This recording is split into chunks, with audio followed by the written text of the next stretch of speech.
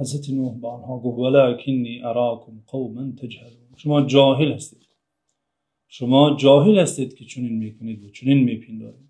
بنابراین هر نفر در هر عصر زمانی اگر مال و منصب را معیار قرار داده انسانها را بر اساس مادیات بزرگ می شمارد و ایمان و معنویات و فضائل نفسانی را به نظر نمی گیرد، این دلیل جهلی است.